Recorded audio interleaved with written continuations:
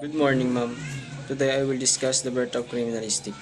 Born Hans Gustav Adolf Gross, 1847-1226. Gross fully introduced the concept of criminalistic in 1893. The term comes from the German word criminalistic, invented by the Austrian criminalist Hans Gross, 1847-1915.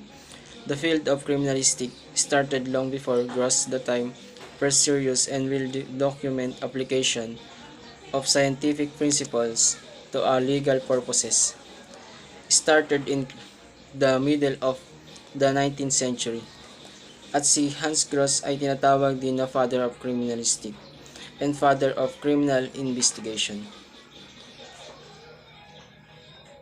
And also, Alphonse Bertillon, who developed a method of identification of repeat offender by using recorded body. Measurement of known criminals criminalistic can be defined as the application of scientific methods to the recognition, collection, identification, and comparison of physical evidence generated by criminal or illegal civil activity.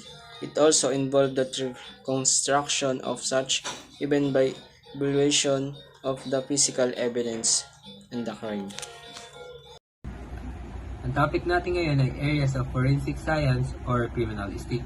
Ngayon, dumako tayo sa mga bahagi na to. Art forensics. Ano nga ba ang art forensics? Concern the art authentication cases to help research the word authenticity. Art authentication methods are used to detect and identify forgery, taking and copying artwork and painting. Second is computational forensics. Concern the development of algorithms and software to assist forensic examination. Third is criminalistic, is the application of various sciences to answer questions relating to examination and comparison of biological evidence. Trace evidence, impression evidence such as fingerprint, footwear impression, and tire tracks. Controlled substances, ballistic, firearm and tool mark examination. And other evidence in criminal investigation.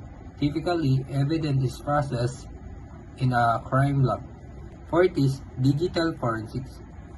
Is the application of proven scientific method and technique in order to recover data from electronic digital media. Digital forensics especially work in the field as well as in the lab. Fifth is earprint analysis. Is used as means of forensic identification intended as an identification tool similar to fingerprinting. An earprint is a two-dimensional reproduction of the parts of the outer ear that have touched a specific surface. Most commonly, the helix, anti-helix, tragus, and anti-tragus. 6 is forensics accounting is the study and interpretation of accounting evidence. 7. Forensic aerial photography is the study of interpretation of aerial photographic evidence. 8. Forensic anthropology is the application of physical anthropology in a legal setting, usually for the recovery and identification of skeletonized human remains. 8 is forensic archaeology is the application of combination of archaeological techniques and forensic science, typically in law enforcement. 9 is forensic astronomy, uses method from astronomy to determine population constellation for forensic purposes. 10. Forensic botany is the study of plant life in order to gain information regarding possible crimes. 11. Forensic chemistry is the study of detection and identification in illicit drug, accelerant used in arson cases, explosive and gunshot reduce. 13 is forensic document examination or question document examination. Answer question about disputed document using a variety of scientific processes and method. Many examination involved a comparison of the question document or component of document with a set of no standard. The most common type of examination involved handwriting, whereby the examiner tries to address concern about potential authorship. 15 is forensic engineering is the scientific examination and analysis of structure, and product relating to their failure or causes damage. 16 is forensic entomology, deals with the examination of insect in on around human remain to assist in determination of time or location of death. It is also possible to determine if the body was moved after death using entomology. 17 is forensic geology, deals with trace evidence in the form of soil, mineral, and petroleum. 18. Forensic geomorphology is the study of the ground surface to look for potential location of buried objects. Forensic geophysics is the application of geophysical techniques such as radar for detecting objects hidden underground or underwater. Forensic intelligence process starts with the collection of data, ends with the integration of results within into the analysis of crimes under investigation. Forensic interviews are conducted using the science of professionally using expertise to conduct a variety of investigative interviews with victims, witnesses, suspects, or other sources to determine the facts regarding suspicious allegations or specific incidents in neither public or private sector settings. Forensic criminology is the analysis of evidence collected from crime scenes in or around freshwater sources, examination of biological organisms, in particular diatoms, can be useful in connecting suspects with victims. Forensic linguistics deals with issues in legal system that requires linguistic expertise. Forensic meteorology is a specific analysis of past weather condition for a point of loss. Forensic odontology is a study of the uniqueness of dentition, better known as study of teeth. Forensic optometry is the study of glasses and other eyewear relating to crime, scenes, and criminal investigations. Forensic pathology is a field in which the principles of medicine and pathology are applied to determine a cause of death or injury in the context of a legal injury. Forensic podiatry is an application of the study of feet, footprint, or footwear and their traces to analyze scene of crime and to establish personal identity in forensic examinations. Forensic psychiatry, specialist branch of psychiatry as applied to and based scientific criminology. Forensic psychology is a study of the mind individual using forensic methods. Usually it determines the circumstances behind a criminal behavior. Forensic seismology is the study of techniques to distinguish the seismic signals generated by underground nuclear explosions from generated earthquakes. Forensic serology is the study of body fluids.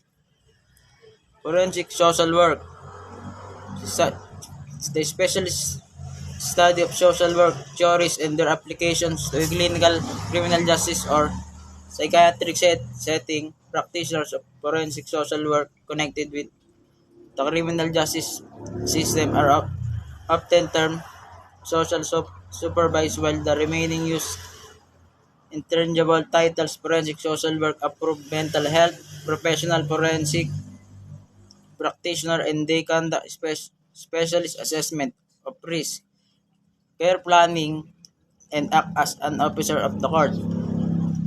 Forensic toxicology is the study of the effect of drugs and poison in on the human body. Forensic video analysis is the scientific examination, comparison, and evaluation of video in legal matters. Mobile device forensics is the scientific examination and evaluation of evidence found in the mobile phones, call history, and deleted SMS. and includes SIM card forensics. Trace evidence.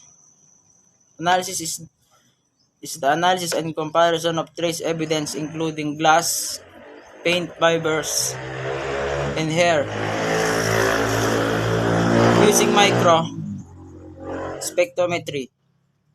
Wildlife forensic science applies a range of scientific disciplines to legal cases involving non-human biological evidence to solve crimes such as poaching, animals abuse, and trade in endangered species. Table 2 Forensic Science Timeline. Year 44 Death of an Emperor. Julius Caesar is assassinated. Following this event, a physician performed an autopsy and determined that of the 23 wounds found on the body, only one was fatal. Year 400. Germanic and Slavic societies made law that medical experts must be ones to determine the cause of death in crimes. Year 600. Fingerprints first used to determine identity. Arabic merchants would take a debtor's fingerprint and attach it to the bill. Year 1000. Chinese used fingerprints to sign legal documents. Year 1000. Romantic attorney Quintilian shows that a body handprint was intended to frame a blind man for his murder. Year 1248. First forensic science manual published by the Chinese. This was the first known record of medical knowledge being used to solve criminal cases. Year 1500s. Ambroise Paré writes extensively on the anatomy of war medical wounds. Year 1600, first pathology reports published. Year 1609, François Demel publishes the first treatise on document examination in France.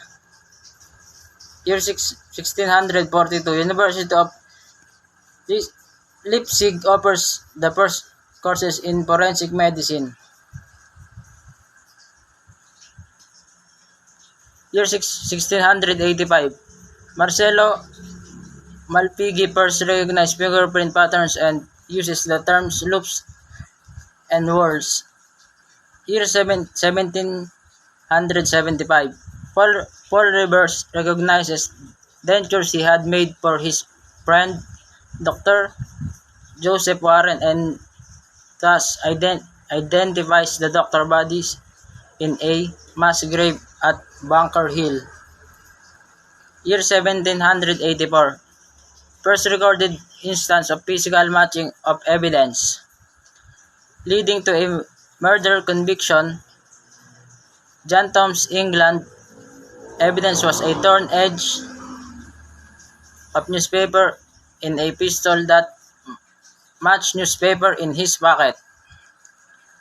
Year 1800, Franz Joseph Gall develops the field of pathology. Year 1758 to 1828. German chemist Valentin Rose developed a method of detecting arsenic in a victim's stomach, thus advancing investigation of poison deaths. 1807, Andrew Duncan Jr. 1773-1832, became the first professor of medical jurisprudence that first used to document examination in a criminal investigation involves that analysis of ink dye on a document known as Konogin Handschrift in Germany. 1813, Matthew Joseph Bonaventure Orfila 1787, 1853, publishes Treatise Poison Treatise and Poison, the first toxicology textbook. 1816, clothing and shoes of a farm laborer were examined and found thus to much evidence of a nervy murder scenes, where a young woman was found drowned in a shallow pool. 1821, Sibelius isolates arsenic from human stomach content and urine, giving birth to the field of forensic toxicology. 1823, Johannes Kenji, 1787-1869, devises the first crude fingerprint classification system. 1835, Henry Goddard, 1866-1957, matches two bullets to show they come from the same bullet mold. 1836, James March, an English chemist, uses chemical process to determine arsenic as the cause of death in murder trial. 1854, San Francisco used photography for criminal identification, the first city in the US to do so. 1857, the first paper on hair analysis published in France. 1858, in Bengal Indian, Sir William Herschel, 1833-1917, requires native sign contract with a hand imprint and shows that fingerprint did not change over 50 years period. 1868, Frederick Mescher, 1844-1895, discovered DNA. 1875, William Conrad Röntgen, 1847-1923, discovered X-rays. 1876, Cesar Lombroso, 1835-1909, published The Criminal Man, which states that criminals can be identified and classified by their physical characteristics.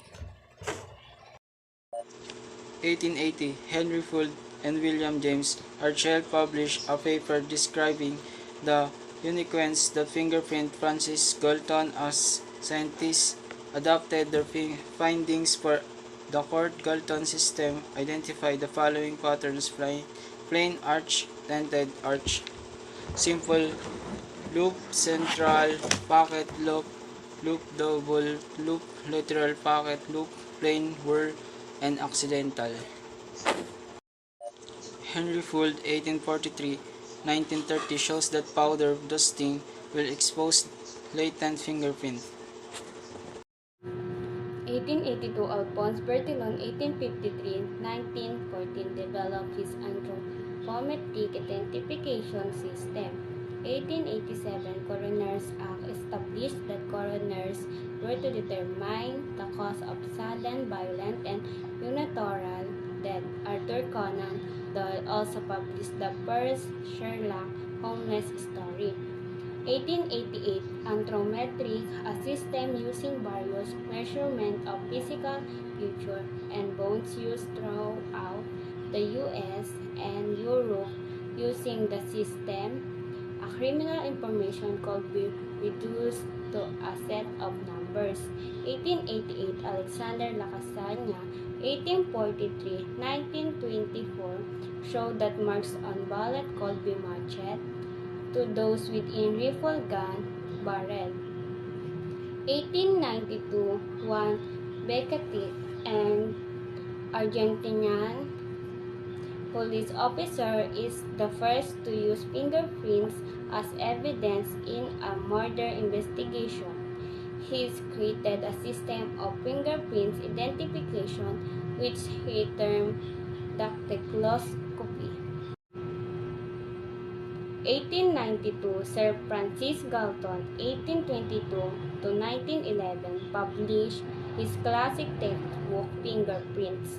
1893, Hans Cross, 1847-1915, published Criminal Investigation and coined the term criminalistic.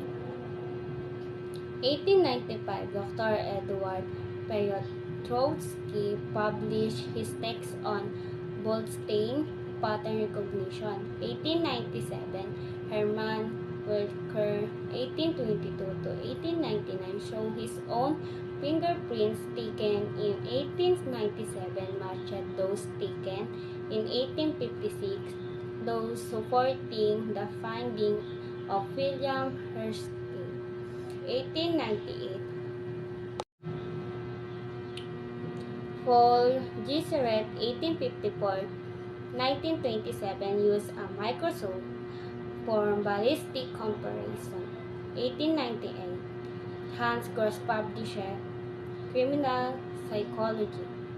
1899, Sir Edward Richard Henry, 1850 to 1931, devised a fingerprint classification system that is the basis for those used by Britain and American today.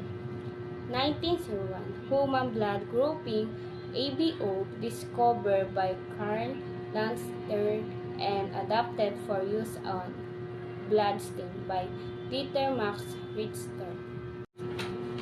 1901, Paul Houlihan, 1870-1957, devised a method to distinguish between human and animals' blood. 1901, Sir Edward Richard Henry becomes head of Scotland Yard and adopts a fingerprint identification system in place of anthropometry.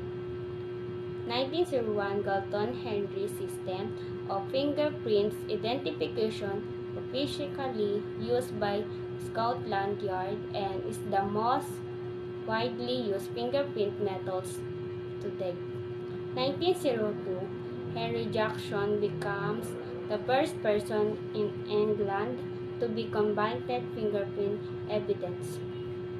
1803, the first systematic use of fingerprints for criminal identification in the United States began in the New York State prison system.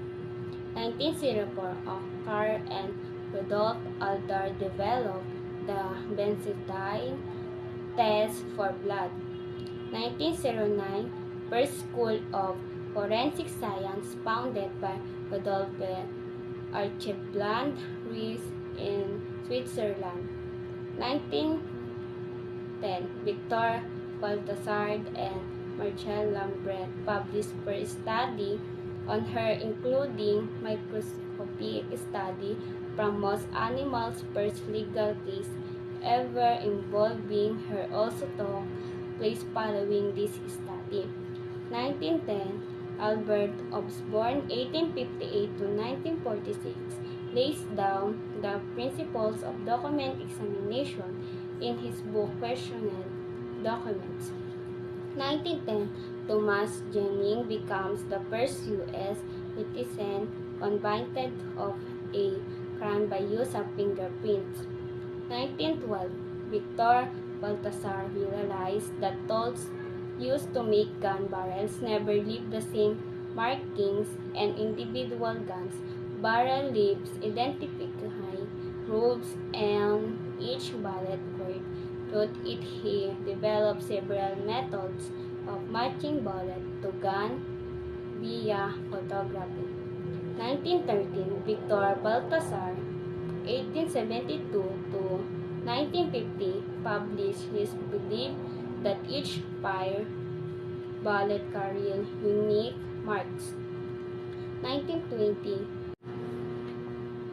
the Safo and Vanzetti case brings ballistic to the public attention. The case highlights the value of the newly developed comparison microscope.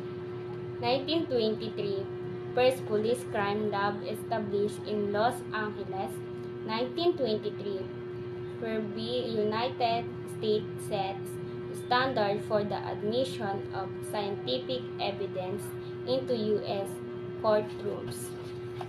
1925, Philip Gravel and Calvin Goddard, 1891-1955,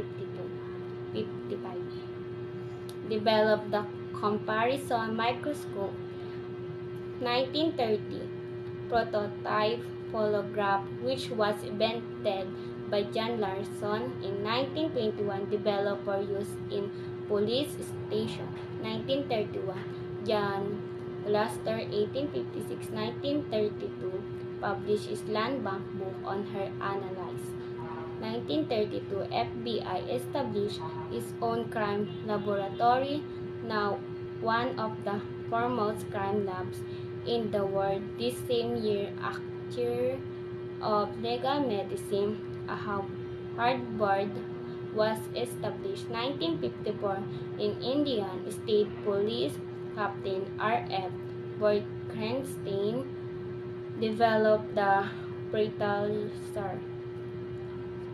1960, a sound spectrograph discovered to be able to recover voice print began to be used in investigation and as court evidence from recording of phones, answering machine, or tape recorders. 1967, FBI established the National Crime Information Center, first national crime system, a computerized national filing system on wanted people, stolen bicycles, weapons, etc. 1974, technology developed at Aerospace Corporation in the U.S. to detect in police station. 1931, John Luster. 1856-1932, published his land bank book on her analysis. 1932, FBI established its own crime laboratory, now one of the foremost crime labs in the world. This same year, a chair of legal medicine, a Harvard, was established. 1954, in Indian State Police, Captain R.F. Krenstein developed the breathalyzer. 1960, a sound spectrograph discovered to be able to recover voice print began to be used in investigation and as court evidence from recording of phones, answering machine, or tape recorders. 1967, FBI established the National Crime Information Center, first national crime system, a computerized national filing system on wanted people, stolen bicycles, weapons, etc. 1974, technology developed at Aerospace Corporation in the U.S. to detect gunshot residue, which can link a suspect to a crime scene and can show how close that suspect was to the gun. 1974, detection of gun residue by SEM-EDS is developed. 1975, first fingerprint reader installed at the FBI. 1977, FBI instituted the automated fingerprints identification system. 1979, Royal Canadian Mounted Police implement first automatic fingerprint identification system. 1987, in England, Colin Pickford becomes the first criminal identification by the use of DNA. 1999, FBI established the Integrated Automated Fingerprint Identification System, cutting down fingerprint inquiry response from 2 weeks to 2 hours. 2001, technology sped up DNA profiling times from 6 to 8 weeks to between 1 to 2 days. 2007, Britain Forensic Science Service developed offline footwear coding and detection system. This helped police to identify footwear marks quickly. 2008, a way for scientists to visualize fingerprint even after the print has been removed that developed related to how the fingerprints can correlate mental surface. 2011, Michigan State University developed software that automatically matches hand-drawn facial sketches to mark store in databases. 2011, Japanese researchers developed a dental X-ray matching system. This system can automatically matches dental X-ray in a database and makes a possible mix in less than 4 seconds.